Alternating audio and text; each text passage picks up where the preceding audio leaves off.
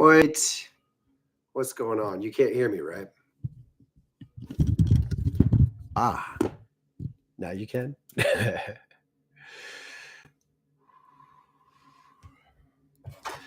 Welcome, wildflowers. These are difficult times. First thing to know is that it makes sense. Awesome energy comes into the world. Awesome energy comes into you, and it dredges up all the gunk. Wouldn't be happening if we weren't ready. Wouldn't be happening to you if you weren't ready. If you don't know how to be ready, get ready. Get ready. Today we're going to talk about how, not why. How is simple, basic, and repeated. You have to have the trust that the actions you take are going to work, going to be worthy, worthwhile. Your presence is needed. Your presence is needed. That's the why. Then there's the why of everyone around you is experiencing the same force awakening, and it is utterly terrifying until you know how to trust.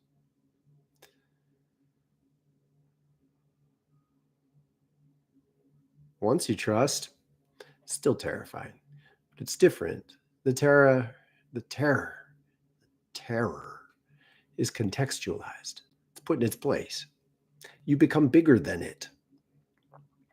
You don't dream of defeating terrors. You dream of love. You don't dream of protecting yourself from terrors. You dream of love. As you dream of love, you become more loving. As you become more loving, you become trustworthy to hold more power. You will slip, you will fall, you will slip again tomorrow. And the trust is that you'll get up and get better at it. Now, if you don't fully comprehend why I'm addressing it in this way, I want you to come a little deeper. First of all, welcome. How are you? Thank you for being here.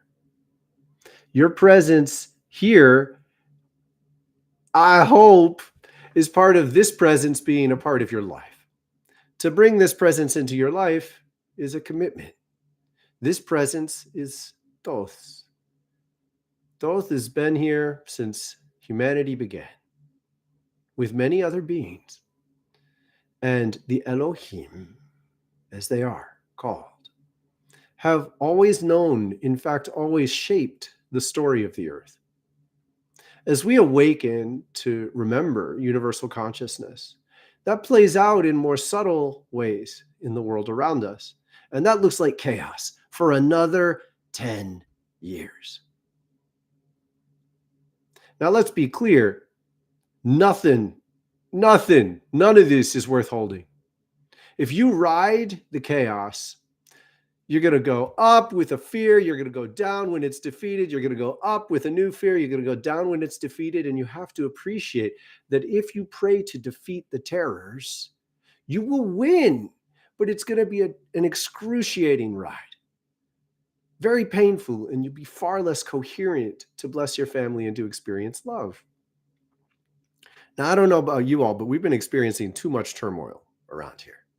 And my experience is that every time I experience the turmoil, I appreciate that the reason I'm suffering in relation to it is because I'm still holding an old way of understanding it. I'm not posturing to you that I'm beyond this. I'm in the transition. And as I'm being taught, it is more valuable for me to teach you by showing. Last week, I confessed, in a certain sense, how bad it is for me sometimes, how angry I can get. And unbelievably helpful to admit our weaknesses it's so profound. I got medicine in multiple ways, multiple forms. Medicine in the form of support, in the form of insight, in the form of being seen as the person who's choosing to overcome my challenges in the face of this transformation. Part of this medicine was a simple quote from Eckhart Tolle, which I really appreciate. He said, basically, we're in transition. We are transitional beings. And there's an old way and a new way. And it really is this simple on a certain fundamental level. How do you know if you're in the old way or the new way? Are you suffering? It's like, if you're in the old way, your suffering exists in relationship to resisting what is. This is a very Buddhist teaching, and it's so valuable to embrace their wisdom and knowledge in this way. Suffering is the desire that reality be different than it is. Now, a yogic teaching is that everything in this world is perfect, including your dissatisfaction with it. You have to kind of dance with this. We're weaving together the gifts of many cultures, and it's the only way to make it through this time. We dance with the recognition that dissatisfaction and desire have this interplay. You need to drive with a certain current of desire, and yet this desire must be within your capacity to channel. Yes, this is an analogy to other forms of desire. If you cannot channel it reasonably, you can't be trusted. You cannot drive without a working brake pedal. If you are one who drives without a working brake pedal, you will be pulled together with others who drive without a working brake pedal, and you will crash into each other. This is rock and roll. I'm not kidding. This is the era of taking these intense energies and just bashing them all against each other. And it was produced in a way that had a semblance of fun.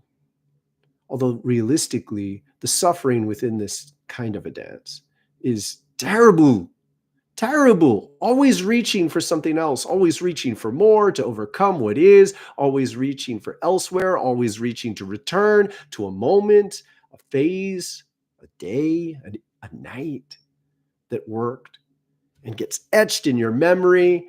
And the in-betweens are all either suffering or lethargy. Ugh, what terribly low standards. And yet these are the standards we live within until we address the roots of our desires. If you cannot be present with your desire and restrain it into dissatisfaction, you cannot access the capacity to literally be a part of the earth. You're just a force bashing around in the compost pile. To be a part of the earth is to be able to restrain your desires enough to recognize how they're working and where they come from. You must be able to rechannel the forces that push and prod, pull and drive you. You must be able to slow down. You must be able to still and transmute. Many forms of energy cannot be transmuted unless you can bring them into stillness. Now, this is different than repression. Many people are actually much better at bringing desires into stillness than you think. Because you have been holding back old addictions. You have been saying no to old negative patterns, patterns of hedonism, patterns of excess in many forms. And you've already been doing this. For many of you, this is you. You've already been doing this, and as a result, you actually are pretty good at restraining and bringing into stillness. You're just too good at it.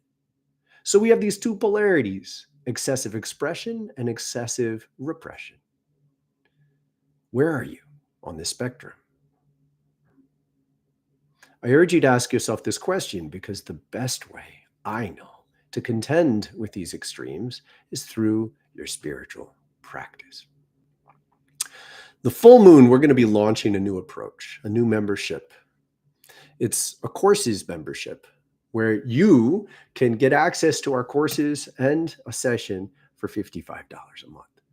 Now, please appreciate, the world is changing dramatically, and the models that have worked in the past aren't going to last. The reason they're not going to last is because they take too much. People in a role like me have been taking too much for a long time. And I have been taught for decades to start a different way. Now, it's been difficult. It's been very difficult and so worth it because I've experienced the new, the fresh, the depth of the way the world will work on a much more wonderful level. Thus, we're not going to be offering and offering and offering and saying more and saying more and saying more. Scientology gets hundreds of thousands of dollars out of people. We're just going to be offering ongoing memberships. And the more people who join, the more we'll offer within those memberships. So you will get yoga classes. You will get the courses that are built in one every 6 months that you unlock when you stay. And we will take care of each other. See, here's the thing. We've been lost in a really ridiculous model that suggests that individuals in a role somewhat like the one I play can take care of you. Now, realistically, what this has been an energetic dance. So people go as deep as they can, and I've gone deep. And then because I've gone so deep, I can contextualize your traumas, your terrors. And I do these. But the terrible consequence of this is that people basically are searching for someone you can crash into. Now, as long as I agree to go deeper and deeper and deeper and be stronger and stronger and stronger, this model kind of works. So everybody's trauma fuels the teachers, but it's disempowering to you. What we're doing is teaching you how to take care of yourself as much as possible. Now, I urge you to connect with the people who've been around for a while. This is awesome. It pushes you a lot more than you would be pushed by other forms and other approaches. It puts much more in your hands and heart to determine, to find. You have to go through more difficult forms of suffering in a certain respect, but I'm here when you need me, and you will increasingly find that the whole community is. I play a role. We're gathering. We're gathering to create something that can help you, guide you through these transformational times. And ultimately, you need to be ready to start right at the beginning by appreciating that you're playing a role for your community like that. Like that. You're transforming energies for your community. The reason you're more extreme, the reason you're more new agey, the reason you're more deeply attuned with spirit, the reason you're awakening early is because you're a wind finder. You are a finder of the spiritual winds. You already are. And I urge you to realize this and learn to articulate it as we're going to do increasingly together. As you articulate to yourself, as you recognize that within you, this is your calling, you feel the currents of spirit. This is a devastating role because as soon as you feel the currents of spirit, you begin to weave with them. When you weave with the currents of spirit, you are making them more prominent. You're making them more real. When you make them more real, immediately you have to deal with the consequences, which are dredging. This is the first one that I urge you to consider. Dredging. You're dredging all the stuff, all the gunk. So it feels like going backwards sometimes. And if you're not careful, you will get typecast as a crazy one, as the sick one. And you will try to rely on people who seem to be more stable, though you quietly know they can't handle you. They don't know what you're going through. And you're out of your depth. You're too shallow. You've gone too shallow because you're scared. And you're scared because it is terrifying. And it's terrifying because it's tearing you apart. And it's tearing you apart because it's time to leave the past behind. This is the art of leaving what you were. This is the art of leaving what we were. Make it this way. Construct it this way in your mind with us. Believe in yourself as the emerging being. And when you fall down, don't use that as an excuse to doubt yourself or to confirm other people's doubt in you. Use it as an impulse, a drive to get stronger now. You need to be practicing. You need to be practicing. I've been for quite a while encouraging people, get it in every other day. You only need 20 minutes. It's true. That's where to start. You need to be practicing every day. You need to be practicing every day. Some, but maybe not in the form you think. Make it alive. Do some yoga in your kitchen. Do some yoga in your kitchen while you wait for something to cook. One-legged poses are phenomenal while you're washing the dishes. Find yourself some challenges that you weave into every moment of your life because you are affirming your right, your calling to be more alive. You're strapped. You are strapped within the confines of the collective consciousness patterns that inhibit your motion. We are sick. We're living in a sick society, and Goddess bless every single one of you that isn't surrounded by this. But I would hazard that most of you are living in a world where you're sitting way too much in an uncomfortable form. Don't do that now. Get on the floor, get on a walk, do some yoga, take care of yourself. Do not sit when you don't have to in unsustainable positions. Sit in a yoga pose. Learn to work on the floor real quick. That squat is not, it's not a pose. That is a resting position in which millions of people cut their vegetables.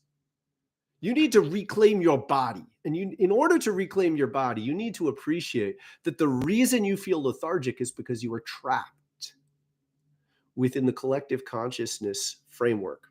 It's a field of energy and it's hovering around your whole experience. It's actually literally transmitted through the wires. You have to fight it, and you can. It can be a sparring partner, but you have to distance yourself enough to recognize what it is. Now, stay with me in this. I encourage you to admit to yourself that you are in the presence of a suffocating energy. It is a suffocating energy that's trying to grip in on you and keep you moving slowly. It tells you that you're tired. But this isn't the same as being tired like you don't have energy.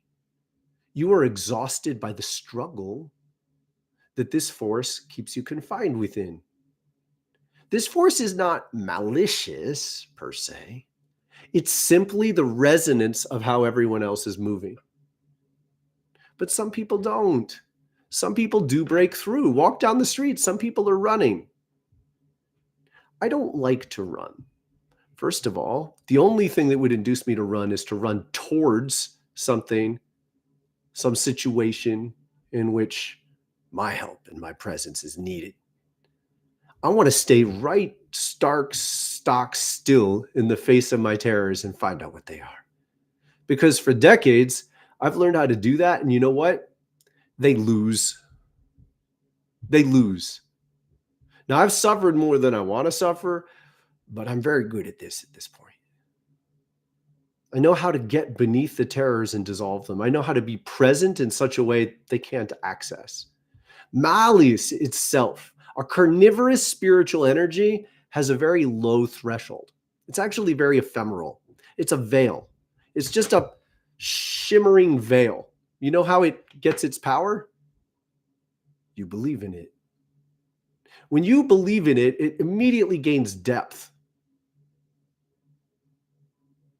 Don't fall for it. Your spiritual practice is designed to remind you that you're the one in a body. You're the one with a body, and your body is incredible. Your body is an incredible anchor of resilience and presence.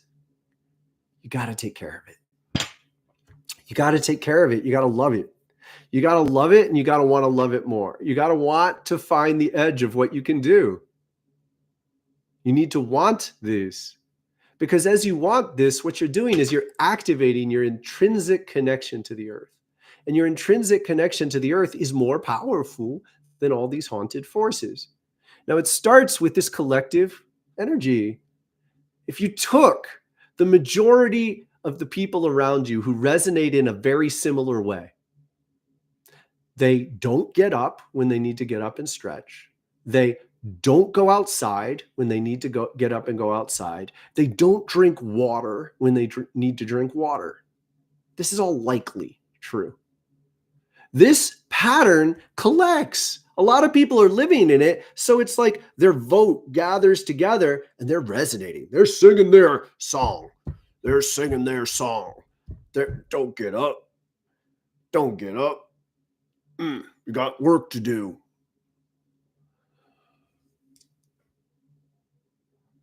50% of the people in the United States have chronic diseases, including obesity. This is insane. This is utterly absurd. The wealthiest nation in human history, with by far and away the most sheer number of people above a certain standard of living, and we waste it because people have associated eating red meat as a hallmark of wealth. Our wealth is in our body. Our wealth is in our health. If you don't start measuring wealth with health, why are you doing this? Why? Now, I suggest that you can immediately begin to have compassion for yourself, because if you trace that question, the answer will, in a very large number of cases, be you've made a decision to hold something painful at bay because you love the people around you. You've made the painful decision to wrestle with a negative force. Try to make it better. Try to bring positivity into the lives of your family, those around you. I feel such deep compassion for the ways in which this works, because in so many cases, this feels like the most loving thing you can do. Essentially face difficulty and wrestle with it to try to do something good, to try to do something decent, to try to get up again and go to work so you have enough food to feed your family, to take care of the basics. But this wrestling match often comes at the expense of health. Now, there's a very simple and beautiful analogy that I invite you to follow me on. So I'm going to tell a little story soon after I say hi. And I want you to sort of prepare yourself for this story, because it's a little heady at first, but I think it will liberate you if you retain it. Thank you for being here.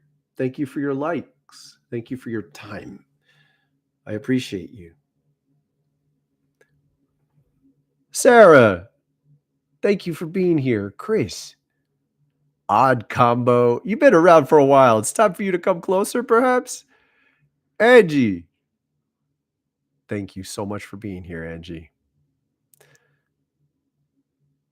Chris is here. Definitely Chris is here. Nico, what's up? Nico the Great. Thank you. Grand rising to you as well. Thank you for the financial donation. I have to say the same. Emiliano, bless your living soul. Infinite Musings, thank you for being here. Fergus, bless your heart. Hey, Gene, good to have you here.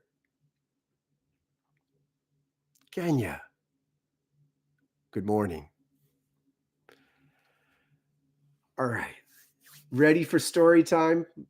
34, Fibonacci number. Ready for story time? Once upon a time, Westerners, Egyptians, Greeks, all them, they thought the universe orbited around the Earth.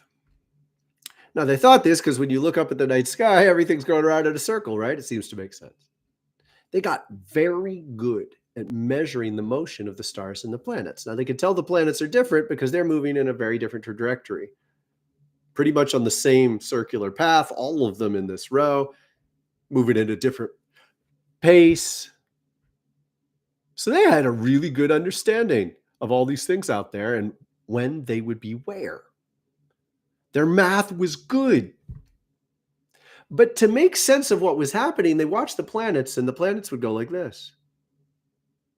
It's called retrograde, right? You've heard of Mercury retrograde. Right now we're in Venus retrograde. What that means is in our night sky, Venus was going around like this, and then it starts to go backwards for a little while. Now, that seemed to them to be beautifully explained if they thought Venus was going around the Earth like this, in little loops, right? But what they found was they couldn't actually accurately explain it because it isn't as clean as forward backwards. It's more hesitation. So that was a loop within a loop, they thought. So it was loop, loop, loop, loop, loop, loop, loop, loop, loop, loop, loop, loop, loop, loop, loop, loop, loop, loop, loop, loop. So it was making these beautiful flowers in the sky. One would wish this was true. After thousands of years of this, Copernicus and Galileo in the European side start to say, wait a second. What if the Earth goes around the sun? What if they all go around the sun? Perfect. Everything goes into these ellipses, almost circles, not quite. Everything calms down. Everything becomes clear. Our perspective was off. And when they got a clear understanding of the truth, put the model in place, everything fits. That's what we're living right now. With money. Money. Now, sometimes when I suggest, thank you for giving me a donation, or we're going to be offering $55 memberships, I get a little cringe, like, oh, they're going to think I'm being greedy. Here's the thing. Money is not bad. It's also not just energy. It's part of this, but it's not the center of this. You have to not make it the center of things. People are tricked into this concept that we work to free up resources so we could be healthy and take care of our family. It's already off. It's already off. In so many cases, children would be happier with less. They don't know that. They wouldn't tell you that. My kids finish the pasta and the bean and rice dishes, and they don't eat all sorts of more expensive stuff. Children want simple things. Most importantly, they want love. If we're not healthy, we can't do this well. But if we give away our time to something that's not good for us, we're never going to be healthy. It is terrifying to face the abyss that you might lose the basics of your life. But the world is not constructed fairly or in a healthy way right now. The world of economics, the world of capitalist substructures that cause the price of eggs to go up, that cause fear to drive the real estate markets, that cause wealth to be concentrated in the hands of a smaller and smaller number of people. The only reason all these things can go wrong in the ways they go wrong is because so many people are afraid and so many people still want to win the game. You don't win the game by being a billionaire. You win the game by being happy and healthy. If you think that an endless more monster is going to make you happy and healthy, you misunderstand how paranoid it makes you to have to take care of large ranges of real estate assets. You have to think about all this shit. You need to put what's first. And as someone who has lived with very little for extended periods of time, I will tell you, when I did a yoga practice, while I had no money and had slept outside and didn't know where I was going to sleep that night, I felt good. In fact, some of those yoga practices were exquisite. The freedom I felt meditating when I didn't know where I was going to sleep and didn't know what to do. I'm not telling you have to do this. I'm telling you it's true. It's not an achievement you need to embrace. It's a safety you need to recognize. That no matter what happens to you, you can take care of this. But you have to learn the tools.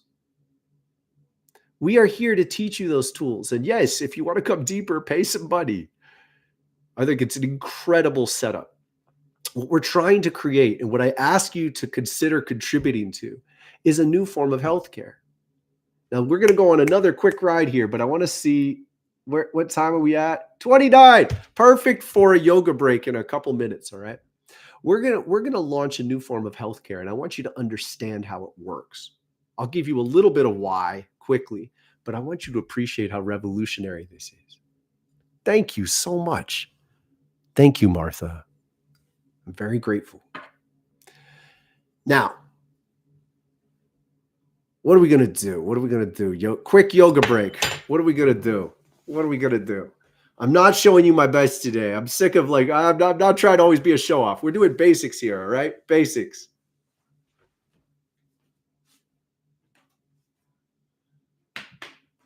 I'll tap the chakra that this is for. This is called the essential standing flower.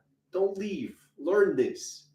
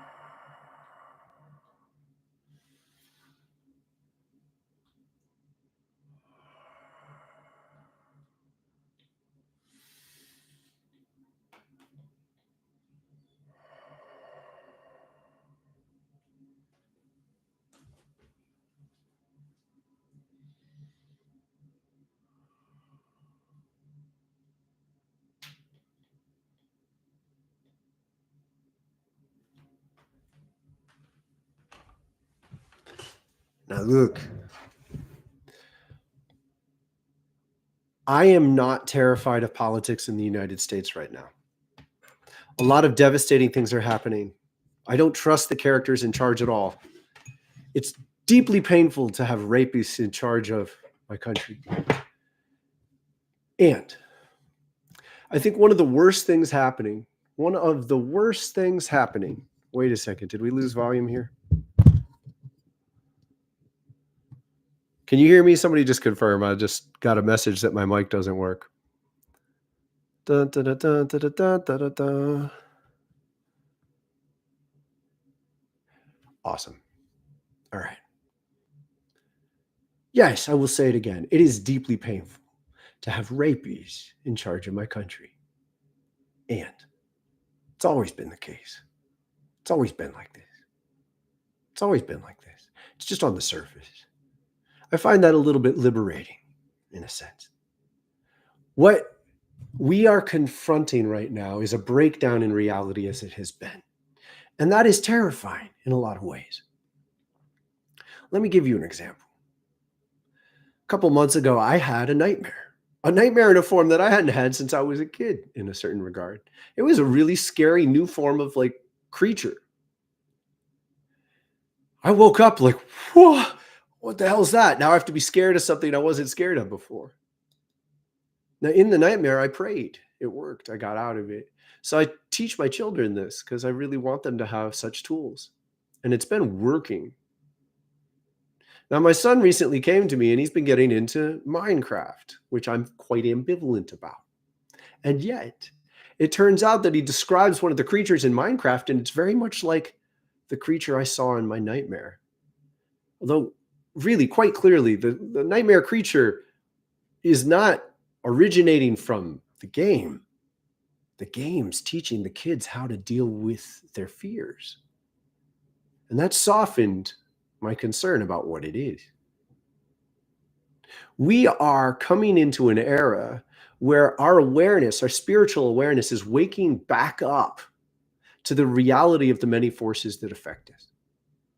Now, a couple hundred years ago, Western society actively began to block and even mock the belief that sicknesses were possessions, demons. You say bless you when people sneeze because so many people believed that there were hostile, malicious spirits in you. Garlic wards off vampires because people thought that sickness was a vampire attacking you. And when you eat garlic, it actually helps to beat off the sickness. But here's the thing. There is a consciousness to sicknesses. And it might as well be called a demon or a haunted spirit. We have overcome a wide range of negative forces by refusing to believe in them. It was a very powerful move. By refusing to believe in them, we ended up focusing on only the ways they affected the material plane. So essentially, we didn't stop believing in them, we stopped believing in them as malicious spirits. Now, when we did this, we gained and lost leverage. See, if you think it's just a sickness and the sickness is just this like little virusy thing that's flowing around in your body, and you just need to give your body things to help fight it off, and you give yourself some garlic and it works, that is tremendously inspiring. If you don't recognize that part of the reason it worked is because you stopped believing in it as a malicious spirit and started focusing on the material plane where you have more leverage over a lot of things, but not over everything. I'm going to shock you. I want you to hear this, and I want you to pay attention to this in your life. When you watch media, you need to be aware of what's in that media. I've said this before. We're going to build it. When you start to look at the thumbnail for a video, particularly a short, I want you to pause, tune in, what's in that. What you will find is some of the rapist energies. If you look at their image, you can feel it. They're trying to fuck you. It happens energetically. And it happens because it's happening on a plane of reality that you have been trained to ignore. When we wake you up and teach you how to be present in this plane, it's like, why the hell would you want to learn this? This is awful. Why would you want to have to deal with this awareness? And it is awful, and it's potentially detrimental. It's potentially a bad move. It's potentially the kind of move that will leave you sick and drugged because you just can't cope with it. That is true because if you allow yourself to vortex into your attention is grabbed and you're just seeing the monster, you're just seeing the haunted spirit, you're just seeing this and you don't know how to pull yourself out of that trapped awareness, you'll make that thing stronger and your reality will be shaped by it. Still with me? These are the roots of sickness. In many ways, we're returning to an era 200 years ago that we were trained to believe was backwards. And I undoubtedly, as the word gets out more about the truth of this, as many of us begin to talk more about the truth of these forces, will undoubtedly be called pagan hedonists, or not even hedonists, like, absurd, deranged, backwards. What we're really doing is we're bringing these worlds together.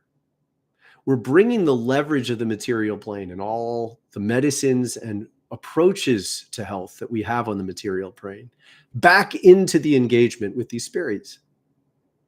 And one of the primary tools that you need is to stare right at the spirit.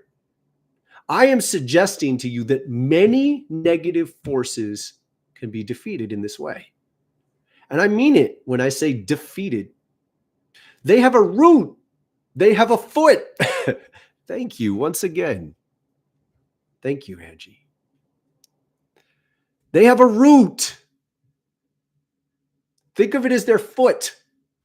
If you cut off their root, they can't eat you. The goal of many of these creatures, so an Enderman apparently in Minecraft, can teleport around and start grabbing right at you. It can teleport right in your face and start attacking you. And it does it more effectively when you look at it. The goal is to be able to win that engagement. And the secret to how to do that is to have stronger roots. You have to have stronger roots and stronger divine connection through your crown as well. Now, I don't want to mislead you. Up and down, good and bad. No, it's all connecting to Gaia. You're in Gaia. But you need to attune your high frequencies and your low frequencies to divine presence. And we do this through the chakras. When we do the key ring, and that was just a basic yoga practice for the key ring, the essential standing flower. Everybody here, please memorize it. You could do that in 2 minutes and it will change your day to do that in the face of negative, intensely grippy energies. You learn how to do that, you're tuning all of your frequencies to divine presence through Thoth. Once you've done that, you can make new decisions. And then when you're in the presence of one of these like grippy negative forces, you know how to pray. In the moment when you're being sucked upon, gripped upon, bled, it's a vampirous parasitic relationship. This is how these spirits work. They've always been working this way. You've called it the flu, but they've always been working this way. And you would have been too afraid if you knew this. So you weren't ready. But the veils are thinning.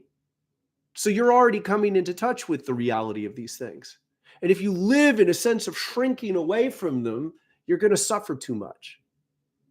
So the first goal is to get yourself stronger through your practice. Don't change anything else. Keep losing, keep getting bled, keep getting hit, keep getting sucked upon by life. It's always been happening. It was happening 10 years ago. Nothing's worse. It's only better. But now you're adding the presence of this capacity to deepen your roots and your divine crown. You're turning on your halo. And as you do, your resonance is more present in the face of all this stuff. And when it's more present, as soon as the attacks, because it is an attack, as soon as the attacks get stronger, you start to develop this urge to say, what? What? And you start looking. You, the hunter, you are the hunter. You start hunting it. And you have to hunt spiritually and psychologically. You have to learn where to see it. Once you see it, it loses its power. Because when you see it honestly, you're no longer staring at the projection you create.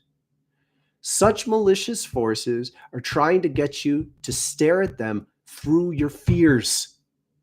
They are trying to get you to project on them because they eat your projections. And this describes an incredible range of sickness and disease. Then we get layers of repression. So when you don't have a healthy relationship with your own emotions, you don't know how to build the strength to say no to negative circumstances, to negative dynamics in your relationships, to negative time commitments, to the pressure to take on other people's burdens.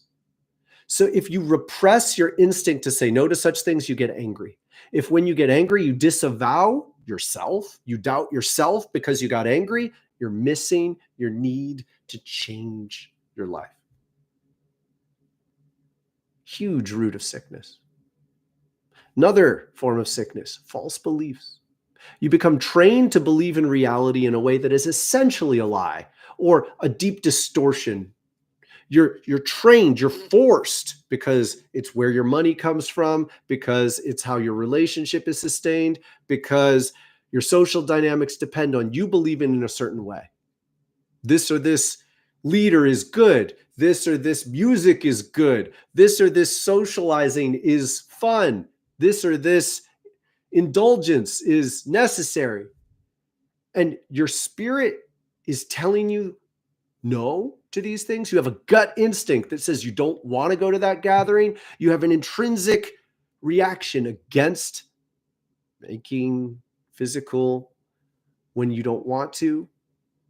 But you repress these feelings, these needs, these instincts, and use your mind. You accept a mental understanding, a mental pressure to invest in a different set of choices that are actively going against your spirit, you get sick.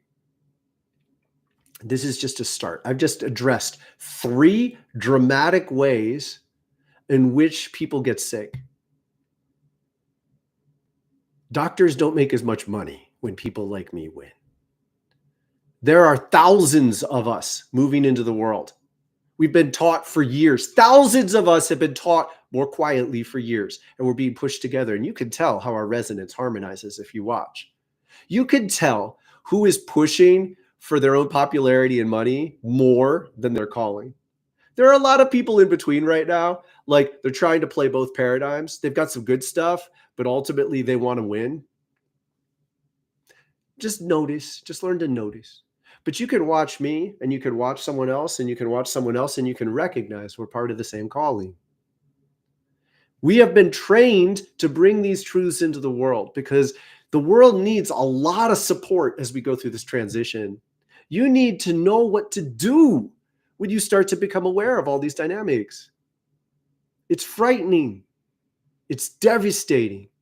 But this is the in-between medicine because people can address all of these repressed emotions, false paradigms and beliefs you're forced to focus on, and the unwillingness, the inability to witness spiritual forces that are essentially attacking you in a form that becomes disease.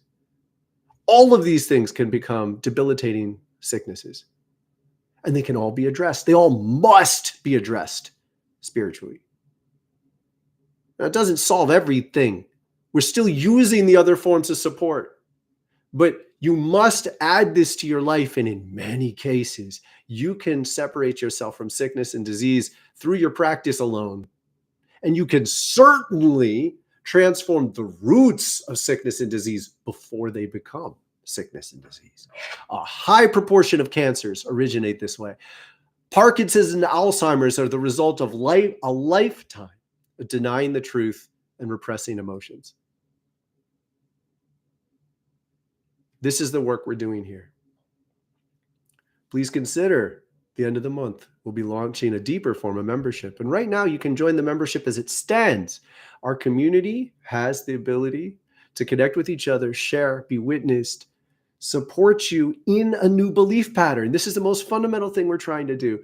Ground, root a new set of beliefs so your spiritual presence becomes denser in your body. This is how you change it. You can't stop all the things that are falling apart. You can't stop all the chaoses in the world. But to appreciate that what's happening is something is falling down that needs to fall. Now, ironically, these rapists who are in charge right now are initiating a version of what they think they are. It's terrifying to consider, but really and truly, it's time for a lot of things to fall. Now, they're hacking at many of the wrong things. They are not the ultimate arbiters of what will happen. They are serving a purpose channeled by Kaiya herself. They're not going to win. They're not going to maintain power. But we have to stare at the roots of fascism. We have to stare at the dynamics that populations go through when they bow their heads and refuse to fight. We're going to have to fight to change this all across the world. These dynamics have to be addressed honestly. But there's so much beneath them that we have held down through false beliefs.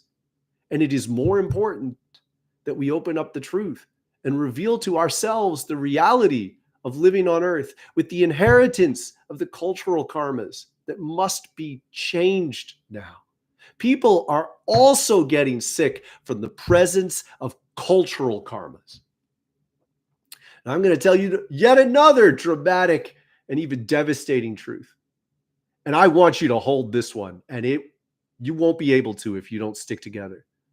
Now, it's not just me who's going to be teaching this, but we're early on this cusp, and it's very important that you rely on other people who believe it too, or you will just get swamped in your communities because it's so hard to hold. One of the biggest reasons people are suffering is because our cultures have inherited the karma of whatever happened geographically. So the land around me is sick because white people came here, murdered the Native Americans, and burned down their orchards and fields. That has never been healed. Now, the characters in charge of my country nominally right now, I say nominally because Kaiya is really in charge, but they're operating some of the levers and pulleys that make things happen for sure. And they are coming from a backlash saying, like, why do you want me to hate America? And there is a degree of legitimacy to this. When we were trained to believe America is the home of the free and the brave, where people can come to make their dreams real, it's really devastating to say, we got some bullshit to address here. Now, I don't want anyone to hate America. And I'm about to tell you one of the most difficult things that you have likely not incorporated. Maybe you were a Native American 400 years ago. Maybe you were a slave 200 years ago. Maybe I was. Do you know? You've got to cross this threshold in order to stay sane. The consequences of not crossing this threshold are starting to be far worse than the difficulty of crossing it. So yes, we're pushing you now. It's less comfortable. It might be very scary for you over the course of the next several weeks. That's why I say you need to connect with people who believe this with you. We must clean up the terrible cultural karmas that we inherit. As an upper middle class white guy with my ancestry for this body, the family I was born into is in the roots of America. So I inherit the cultural karma along with the responsibility for facing it honestly and helping to change it. But I don't have to feel guilty because I may well have been one of those who was murdered by my ancestry. A Native American elder woman taught me these. I was too scared to believe her when she taught me. But she asked me to go into the world and teach it. And it keeps me sane. Because as you stare at the devastating presence of the rapes and murders that cover the Americas, and really the rapes and murders that cover every region of the earth that I've heard of, no one is free from this. No one is free that I know of. No culture. If you just go back on the soil you're sitting on, just go back 5,000 years, watch the whole story. How did you end up living where you're living? And are you the beneficiary of the dominance of the forces that raped and murdered to clear this land? You have to ask that question, but you get to ask it with the freedom that comes from realizing you've lived multiple lifetimes and you may well have been in the cultures that were murdered. As a result, you don't have to live it as devastating guilt. It's just responsibility. You've inherited this power. You've inherited this presence. What are you going to do to help heal the living resonance of the sick karma? And you see how sober, but also calm this question can be. I don't have to feel the anguish as if I did it. I have to take the responsibility that comes with the power I've been given. And I do that by teaching you. I ask, what is needed of me? And I get clear answers. Sometimes it's not immediate. For me, it typically is these days. But you can watch over time what stays. If you keep asking the same question for a moon, for one moon cycle, you keep asking the same question every couple days, you will get a consistent answer. Now, it might not come in a form you expect. In fact, that might be good for you because often answers come in on frequencies that you are invited to expand into. I want you to hear this. Answers will come on frequencies you are invited to expand into. Thus, the answer itself is not the sole purpose of the engagement. You are invited to have a conversation that brings you a broader consciousness. So don't expect an immediate answer in a form that makes sense to you or a form that you specify. Ask for an answer you can learn to trust. Ask for an answer that comes in a way that you can learn to trust. And look forward to the ways in which the engagement itself is half of the gift. You're learning to talk with spirit. If you could transmute every fear and guilt and grief in this way, you will increasingly trust what kind of actions, what kind of focus, what kind of commitments are being asked of you. This is an increasing theme, and it's only going to grow and grow and grow for the rest of my life, for the rest of our work. How can you become a part of the solution? How can you stay tuned with the new ways? How can you trust that your daily commitment to life is a gift to helping the earth heal, to helping your community thrive, to helping bring love to life all around you? How can you trust that? Just hold the question. Just hold the question. Hold it for a whole moon cycle. You'll learn something. Once you've learned something, hold it. Start to implement it. Patience and discipline. And we can help teach you that. So we help teaching you that. We help teach you that through the sanctuary. I invite you to visit the sanctuary, check it out.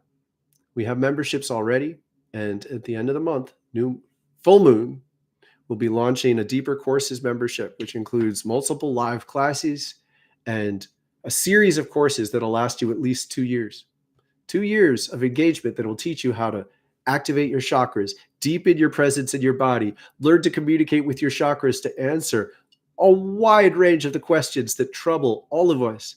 How to cope with difficult dreams, how to know what you need to do to take care of yourself, how to trust your transformations, how to relieve yourself of unhealthy burdens and commit your time wisely, how to deal with anger and grief, how to activate your power and stop giving it away, how to pray clearly and overcome anxiety and worry, how to deepen your presence in your community and get your truest needs met, how to engage in healthy intimacy and heal the intimate wounds you bear, how to think and imagine clearly and open your telepathic abilities to connect with divine presence and your own higher self. Join us. You can get an introduction now. We're gathering for another hour. I'm offering lightning sessions. We've begun sharing them in videos. Thank you. Thank you, Honor, as she appears in her handle, Sarah, who's editing them. And thank you, Sarah, and many others who are contributing to making our expanding gifts possible. Thank you, Emiliano, for your newsletters. Thank you, Angie, for your incredible work answering people's comments and questions. Thank you, Tom, for holding space, offering these readings. Thank you, Trevor, for holding space, offering these readings. Thank you, Fatima, Tom, Sarah, Angie. Thank you, Fatima, Tom, Sarah, Angie, and Trevor for going through our first round of teacher training. We will also be offering a new round, a new way of training you to be a teacher. So if you're interested in that, please join us as well to ask your questions. Wildflowerfire.com, Sanctuary. Click on the join meeting now. Everybody can do it. You'll get a sense of how we gather. Much love.